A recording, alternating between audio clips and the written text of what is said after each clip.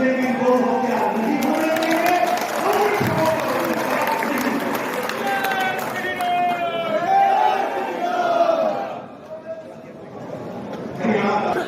जब यात्रा होकर मैं यहाँ पर आता हूँ, मैं आप लोगों के दम दबाते हुए चेहरे देखकर शौर्य और वीरता से भरपूर प्रेरणा पूरे देश में लेकर जाता हूँ। पहले लोग आपको प्रेरणा देते थे, आज का परिवार पूरे देश को प्रेरणा देता है। और इसके लिए तुम दोनों मान्यता और बाकी लोगों को अपराधी करते हो तो ध्यान कर लेना, यहाँ बैठा हर आदमी अपराधी है। मैं कैसी जेलें कम पड़ जाएंगी, लेकिन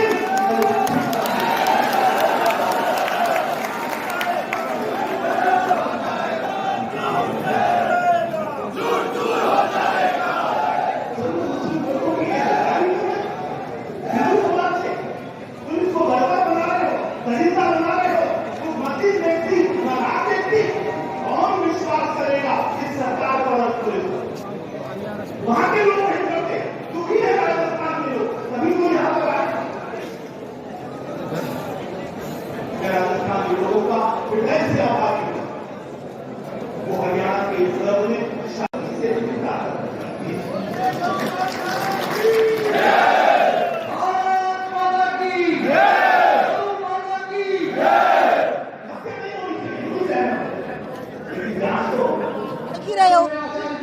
बहुत अच्छा निर्णय है।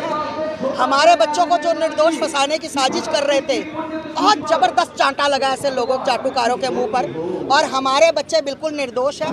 ये मान के चलना, उल्टा पुलिस ने जो बर्बरता की हमारी बच्ची के साथ, उसकी पेट में टांगे मारी, वो बहुत निंदनीय है और इनको बहुत कड़ी से कड़ी सजा मिलनी चाहिए। अब एक बात बताओ, राजस्थान में किसकी सरकार है? किसकी सरकार है भैया, बताओ, बोलो, बताओ किसकी सरकार है? तो ये कुछ भी करेंगे, ये हिंदुओं के कट्टर दुश्मन हैं। ये दुश्मन कुछ भी कर सकता है। अगर यही कहीं गाजियाबाद में होता तो मैं इनको बताती, है ना, मेरे बाबा की नगरी में, योगी बाबा की नगरी में, ये सिर्फ और सिर्फ हिंदुओं को खत्म करना चाहते हैं। ये हिंदुओं के बहुत बड़े दुश्मन हैं। और मैं बता दूं, आने वाले समय में ये सरकार नहीं रहेगी, क्योंकि हिंदुओं का बच्चा बच्चा जाग चुका है। उनको पता लग गया कि हमारा दुश्मन कौन है, हमारा सज्जन कौन है। जी, क्या नाम है आपका? मेरा सत्यवान सांगवान नाम है। हम जिला चरखी दादरी हरियाणा से हैं। विश्व हिंदू परिषद में प्रखंड मंत्री का मेरे को दायित्व मिला है। आज महापंचायत का आयोजन हुआ है, आप हिस्सा लेने आए हैं, क्या है पूरा मामला? हम मोनू भाई का साथ और जो सहयोग देने के लिए आए हैं। आज जिस तरह से कांग्रेस सरकार जो राजस्थान में जाती हुई दिखाई दे रही है, वो जैसे भागता हुआ गिद्धड़ हाथ पैर मारता है। आज राजस्थान सरकार की ऐसी हालत हो गई है। जो गहलोत सरकार ने इतनी घिनौनी मानसिकता दिखाई है, जहां मर्डर हुआ वो हरियाणा की भिवानी जिला पड़ता है, और भिवानी पुलिस वहाँ पे अपना सुचारू रूप से काम कर रही है। गहलोत सरकार ने उसको एंट्री के लिए वहाँ भेज दिया, और जबरदस्ती जो गोरक्षक हैं उनके ऊपर किसी तरह से दबाने के लिए, गोरक्षक दल को दबाने के लिए उन्होंने ये इतनी घिनौनी मानसिकता रची है, जो मोनू भाई का और साथियों का नाम ले दिया। मेवात में ऐसी घटनाएं पहले भी होती रही हैं, लेकिन अभी जो सरकार है वो अपना बाउंडर बनाने के लिए कुछ विशेष समुदाय के लोग हैं जो उनका साथ गहलोत सरकार जो दे रही है। भविष्य में जो गोरक्षक हैं, जो गौ, जो हिंदू का खून है, हिंदू धर्म है, भविष्य में ये उनके सामने आने वाला है गहलोत सरकार के। आज जो ये मेवात में इतनी बड़ी अधीन में जो पंचायत रखी है, ये पूरे हरियाणा प्रांत से, यूपी से, राजस्थान से जो भी भाई अपने धर्म के प्रति आस्था रखता है, धर्म के प्रति आस्था हमारी ये नहीं कि हम मंदिर में जाएंगे घंटी बजाएंगे। धर्म के प्रति आस्था ये है, हमारे श्री कृष्ण भगवान ने हमको सिखाया है कि धर्मो रक्षति रक्षते, जो धर्म की रक्षा करता है भगवान उसकी रक्षा करता है। बात जो हिंदू धर्म में भगवान श्री कृष्ण ने कहा है कि गायें जैसे जैसे विलुप्त हो रही है, हिंदू धर्म विनाश की ओर बढ़ रहा है। आज समय आया है देश को हिंदुत्व की ओर आगे बढ़ाने के लिए। और मोनू भाई का साथ जो आज ये पंचायत है, ये कल उनको ये उनके सामने एक प्रश्न खड़ा कर देगी कि इस हिंदू को छेड़ा तो हिंदुस्तान में जगह नहीं है कहीं छुपने के लिए। जय श्री राम। मामला यही है कि जो जुनैद का शरीर जुनैद नासिर की जो बॉडी बोलेरो के अंदर, उस गाड़ी के अंदर जो भी गाड़ी है उसके अंदर जली हुई मिली है, उसके लिए कुछ ऐसे बच्चों का नाम ले दिया गया जो गौरक्षा दल से जुड़े हुए हैं। उनका कहना है और सभी का कहना उनसे जुड़े हुए हैं कि जिस समय ये घटना हुई वो लोग वहाँ पे नहीं थे। तो इस समाज का आज जो पंचायत इकट्ठी हुई है, ये कह रहे हैं निर्दोषों को मत फंसाइए, अगर दोषी हैं आप सीबीआई जांच कीजिए, जो दोषी हैं उन्हें पकड़िए। और जिस तरह से राजस्थान पुलिस ने उसके परिवार में जाके उसकी पत्नी के साथ जो व्यवहार किया, बच्चे की मौत हो गई, ये कतई गलत है और ये ऐसा नहीं होना चाहिए था। तो इसी के लिए आए हैं और ये हमारा संविधान भी कहता है कि 100 दोषी छूट जाए लेकिन एक निर्दोष नहीं फंसना चाहिए। तो उसी के संदर्भ में ये पूरी पंचायत है कि भाई निर्दोषों को ना फंसाया जाए। गौ माता है, भारतवर्ष का आस्था का विषय है और सदियों से इस बात को कहते आए हैं। जो लोग गौ हत्या कर रहे हैं वो पूरी तरह गौ माता से ऐसा ना करें। गौ माता राष्ट्र हमारी माता है और उनका वध कोई भी स्वीकार नहीं करेगा हिंदुस्तान में। और उस समाज में जो जागरूक लोग हैं, ख़ास तौर से उनसे अपील है कि जो उनके समाज में ये भेदभाव करने की कोशिश कर रहे हैं या इस तरह की बातें करते हैं जिससे कि समाज टूटता है, उन्हें रोकें, दंडित करें अपने स्तर पे। जिसे कहते हैं ना, अपने बच्चों को खुद संभालें जिससे कि ये नौबतें नहीं आए, नहीं तो इससे समाज टूटता है। हम लोग तो सब एक ही हैं, जो हिंदुस्तान में रहता है वो सब हिंदुस्तानी है, सब भारतवासी है। तो सबका उत्तरदायित्व बनता है इसको प्रगति और उन्नति के लिए तरफ लेके जाना, ना कि इसे कमज़ोर करना। गोवध के कानून को लेके भी कुछ मांग की गई है क्या? जी, गौ माता को राष्ट्रीय पशु बनाया जाए या आप कह सकते हैं, और जो गौ हत्या करता है उसको फांसी दी जाए। लेकिन ये हर व्यक्ति को ये सोचना चाहिए जिस माता से सबको लाभ है उसका वध क्यों, ये कतई गलत है। और उस समाज को खास तौर से जो इसको कर रहा है उन लोगों को खुद सामने लेके आए, उनका बचाव ना करें किसी भी स्थिति में। कहाँ के लोग यहाँ इकट्ठे हुए हैं? यहाँ पे पूरा उत्तर भारत कह सकते हैं आप, पूरा उत्तर भारत के लोग हैं। राजस्थान है, उत्तर प्रदेश है, हरियाणा है और दिल्ली है। तो यहाँ पे जितना भी NCR है उस सभी जगह के लोग यहाँ पे आए हैं। और आप सुबह से देख रहे हैं सब लोग इन बच्चों को संभाल रहे हैं कि आपके साथ हम जाति नहीं होने देंगे। अगर इन बच्चों को ऐसे ही छोड़ दिया जाए तो हो सकता है कि एक ऐसी अव्यवस्था फैल जाए कि सरकार से संभाले ना संभले। इस मामले को लेकर गहलोत सरकार पर भी कहीं ना कहीं किसान के साथ हाँ, ये कतई गलत है। जब भिवानी का केस है और वहाँ पे जब बोलेरो पाई तो वहाँ पे केस दर्ज होना चाहिए था। ये क्या आप वहाँ पे लेके जा रहे हो? अगर आपको क्या अपने देश की पुलिस व्यवस्था पे वो नहीं है, एक दूसरे के साथ विश्वास होना चाहिए। क्या ये यहाँ की पुलिस कुछ गलत करेगी? उन्हें पहले आप FIR यहाँ पे होनी चाहिए थी। उसके अगर यहाँ पे कोई नहीं सुनता तो आप 0 FIR वहाँ पे कर सकते थे। ये तो सब जानते हैं, जहाँ की घटना होती है वहाँ पे सारा पुलिस केस दर्ज होता है। तो ये तो कतई गलत है कि ये इस तरह से जब पुलिस खुद जानकार है वो खुद कानून की अव्यवस्था करे तो ये तो बहुत गलत है। CBI जाँच की आप मांग कर रहे हो, अगर CBI जाँच पर सरकार सहमत नहीं होती है तो आगे क्या? देखिए, किसी के साथ अन्याय नहीं होने देगा ये समाज किसी के साथ अन्याय नहीं होने देगा। और इसीलिए इन सरकार में जितने भी लोग बैठे हैं वो इसीलिए बैठे हैं किसी के साथ कोई गलत ना हो। इसीलिए संविधान के साथ साथ ये पॉलिटिकल लाइन इसीलिए है कि कभी कभी अनियंत्रित हो जाए कानून, तो उसको नियंत्रित करने के लिए है। इस देश की विधानसभाएं हैं, राज्यसभाएं हैं, अगर सब नहीं होंगे तो फिर ये देश का कानून हर बच्चा जानता है। एडवोकेट्स हैं, मीडिया है, आप लोग सही बात करेंगे, आपके सामने कोई नहीं हिल सकता।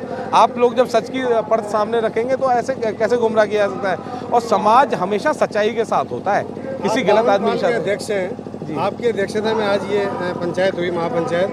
क्या 52 पाल भी इसमें समय आने पे साथ दे सकती हैं? देखिए, 52 पाल, उसमें 12 पालें तो मुस्लिम समाज की भी इसी के अंदर आती हैं। और वहाँ पे भी जो अच्छे लोग हैं जिनसे बात हुई है वो ये कह रहे हैं जी, ये गलत लोग, जो कुछ लोग गलत कर रहे हैं उसकी वजह से पूरा समाज को दोष भुगतना पड़ता है। हम कतई राजी नहीं है, उनके साथ नहीं है। लेकिन कुछ लोग उसी तरह की मानसिकता रखने वाले उनके साथ खड़े हो रहे हैं, ये बहुत गलत है। और वो समाज को भी मेरा निवेदन है कि भाई आप सब जो गंद है उसे हटाइए, जिस भी समाज में जो गंद है उसे हटाइए। आइए सब मिलके भारत बनाएंगे, वही भारत जो विश्वगुरु होता था। गोपालगढ़ में जो दो व्यक्तियों का अपहरण एंड बाद में मर्डर हुआ, इसमें एफआईआर में नामजद रिंकू सैनी को गिरफ्तार किया गया। रिंकू सैनी की विस्तृत पूछताछ से घटनाक्रम का काफ़ी हद तक खुलासा हुआ है और जो लोग इस घटनाक्रम में शामिल थे उनमें से कई लोगों की पहचान भी हुई है। आरोपी जो भी चीज़ बताता है उसका सत्यापन करना आवश्यक है, जिससे कि उसे एविडेंस के रूप में फाइल पे ला करके और फिर हम आगे बढ़ें, क्योंकि technical investigation, CCTV footage, call detail records इत्यादि के आधार पर हम आगे बढ़े हैं। 8 व्यक्तियों को, रिंकू सैनी तो अरेस्ट हो चुका है, इसके अलावा 8 व्यक्तियों की पहचान स्पष्ट रूप से इस घटनाक्रम में शामिल होनी पाई गई है। उनमें 2 व्यक्ति रिंकू के अलावा एफआईआर में ही नामजद हैं। अनिल निवासी मूलथान, श्रीकांत निवासी मरोड़ा, ये दोनों नूह मेवात के ही रहने वाले हैं। इसके अलावा मेवात क्षेत्र से बाहर के 6 अन्य व्यक्तियों की पहचान हुई है जो इस घटना में शामिल थे।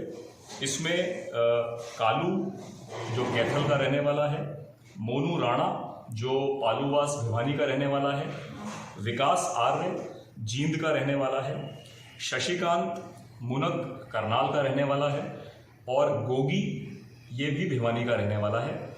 इन व्यक्तियों की स्पष्ट रूप से पहचान एविडेंस के आधार पर इस घटना के अंदर शामिल होना प्रमाणित पाया गया है। इनके लिए राजस्थान पुलिस की, भरतपुर पुलिस की 3 टीमें अलग अलग क्षेत्रों में हरियाणा पुलिस के साथ सरगर्मी से तलाश कर रही हैं। इनके सभी संभावित ठिकानों पर, इनके सहयोगियों के ठिकानों पर, उन सभी पर लगातार दबिशें दी जा रही हैं। गोपनीय रूप से भी जानकारी एकत्रित की जा रही है कि ये इस समय कहाँ हो सकते हैं।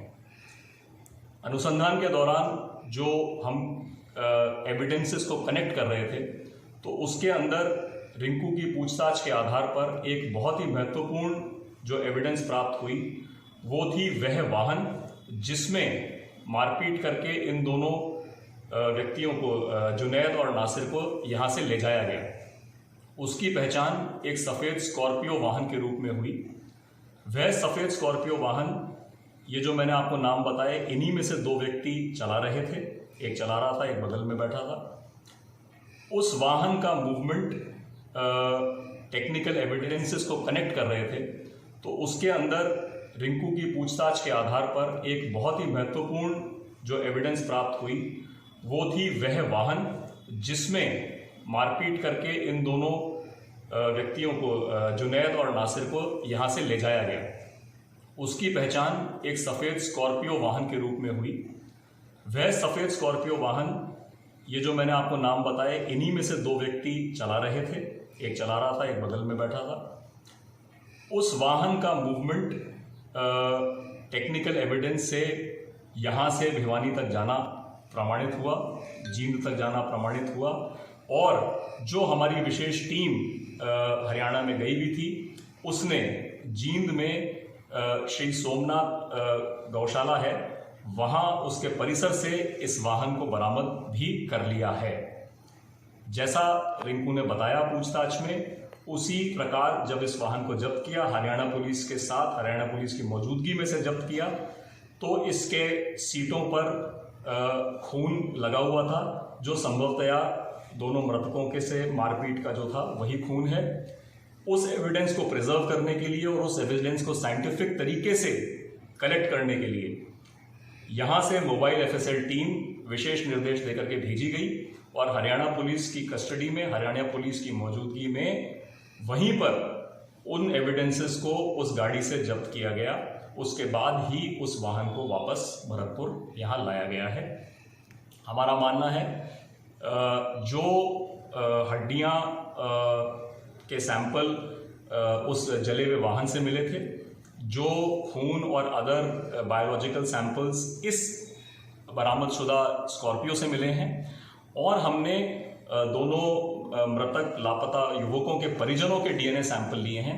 इनको अब एफएसएल मिलान के लिए भेजा जाएगा, जिससे यह चीज़ को एस्टैब्लिश किया जा सके कि यह सब चीज़ें कनेक्टेड हैं आपस में।